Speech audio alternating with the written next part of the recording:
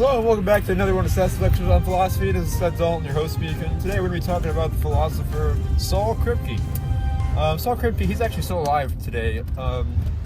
He was a professor at Princeton University for the longest time. I shouldn't be talking about his life because that was part of the value for enough video, so I'll go ahead and skip that part and go right to his philosophy. He is known for the work that he did with logic and the work that he did for naming and causal relationships with names, as well as necessity. The book he's most famously known for is Naming and Necessity. You can pretty much figure out for yourself what that book's about. Anyways, we've also been talking about his work on naming. Anyways, he goes against the theory of descriptivism. Basically, descriptivism is the theory of naming that says that the proper noun should be regarding the descriptivist theory of names. Saul Kripke says, quote, "It really is a nice theory. The only defect I think it has is probably common to all philosophical theories. It's wrong."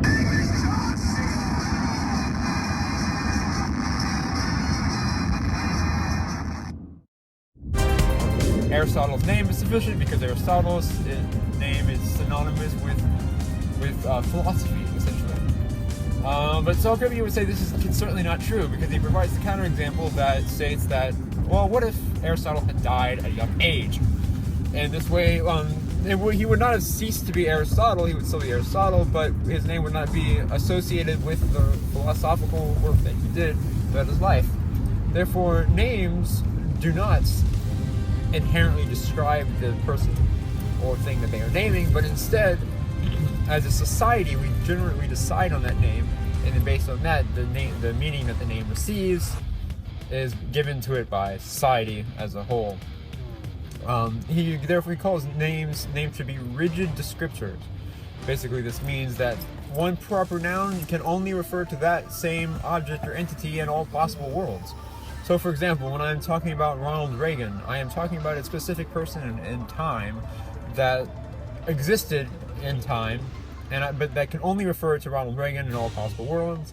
But if I were to say a president of the United States, this is not a rigid descriptor because it's referring to multiple people, and he would say that Ronald Reagan would be only referring to Ronald Reagan. Anyways, moving on to his work on necessity, he states that there are some statements that are a posteriori necessity. The word you're looking for is a posteriori necessities.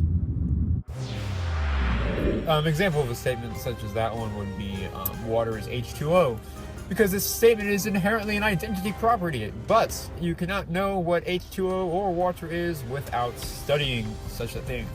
Anyways, it goes back to his theory on naming, because H2O is a specific name given to water that can only refer to water in all possible worlds. So to say that water is H2O is essentially saying... Sounds like a bunch of shit. Yes, me. Mom, I did not need your input on my philosophy video. Oh. You're really recording that? No, I'm just being an idiot here, talking about Saul Kripke.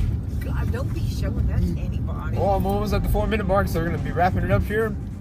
In Philosophical Analysis in the 20th Century, Volume 2, The Age of Meaning, Scott Soames wrote, quote, "In the philosophy of language, naming and necessity is among the most important works ever.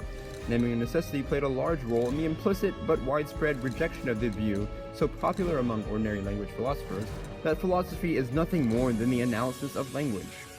End quote. Thank you. Have a good day. This has been 4 minutes of Seth's philosophy video. Exuent.